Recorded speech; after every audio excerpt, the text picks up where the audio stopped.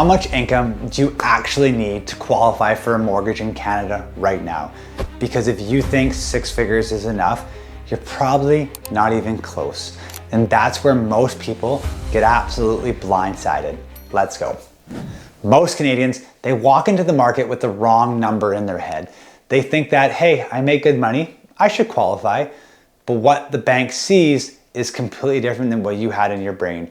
Because mortgage qualification, it's not based on what you feel that you can afford. It's based on formulas and equations. And those formulas are tighter than most people ever realize. I'm gonna show you exactly how this works and why most Canadians are way off. There are 3 numbers that lenders look at to determine what actually qualifies you. You miss these and you're guessing. Let's start with number 1, the income rule nobody tells you with. For every $100,000 in mortgage, you need approximately $20,000 to $25,000 in income. Let me say that again. Every $100,000 of mortgage equals roughly between $20,000 and $25,000 in income. It's not perfect, but it's close enough to give you clarity fast. So let's apply it. If you want a $500,000 mortgage, you need roughly $100,000 to $125,000 of a household income.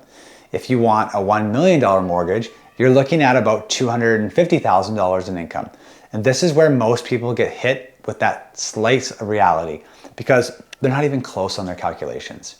Number 2, why people get denied from their lenders.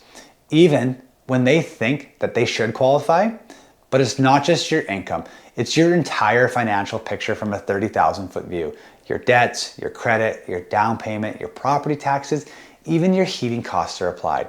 All of it gets factored in because lenders, they use something called debt servicing ratios, which is just a way of saying how much of your income can go towards the housing cost and how much can go towards all of your debts combined.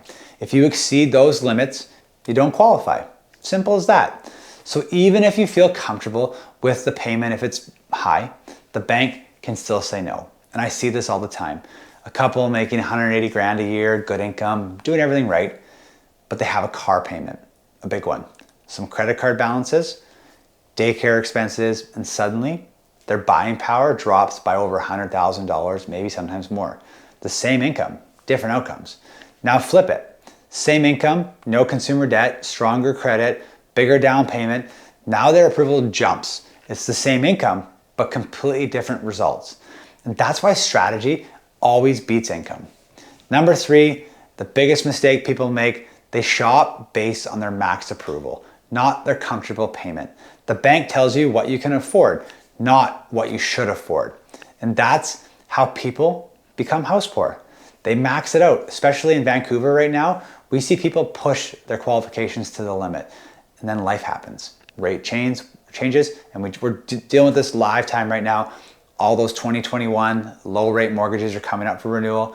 The rates have shot up, costs go up, and suddenly the mortgage feels heavy and daunting. Not because it was a bad decision at the time, but because they made a tight one. Quick reality check. If you're shopping for homes before knowing your real numbers, you're guessing. And guessing at this level, it's very expensive. So here's a better way to think about it. Instead of asking, what's the maximum that I can afford? You need to ask this. What payment keeps my life flexible and comfortable? That one shift will change everything because now you're not just qualifying, you're planning. Let's make this real. Let's say you earn $200,000 household income. You might get approved for around $800, $850, but if you drop that target to $700K, your monthly life changes completely. Less stress, more flexibility, more options. And that's not a downgrade. That's just a strategy decision, a smart one in my opinion. Here's the identity shift. Most people think income determines what house they can buy. Smart buyers understand that income determines your options, but strategy determines your outcome. 2 people with the same income can end up in completely different financial positions. One can be stretched and one can be stable, reactive, in control. And the difference, it's not how much money they make, it's how they structure it. If you're still asking, what do I qualify for? You're asking the wrong fucking question. The better question is, what should I qualify for based on the life that I want to live?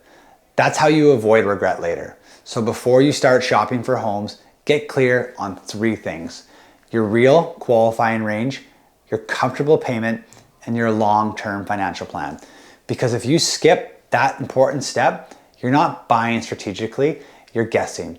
And guessing here, especially in Vancouver, it's expensive. Most Canadians don't miss out on homes because they can't afford them. They miss out because they misunderstood the numbers. You don't have an income problem when it comes to mortgages. You always have a strategy problem. If you want help running your numbers properly, there's a link below where I can walk you through your exact situation and build a plan that actually works for your life. And when you're done with this one, check out my last video where I break things down about mortgages in Canada.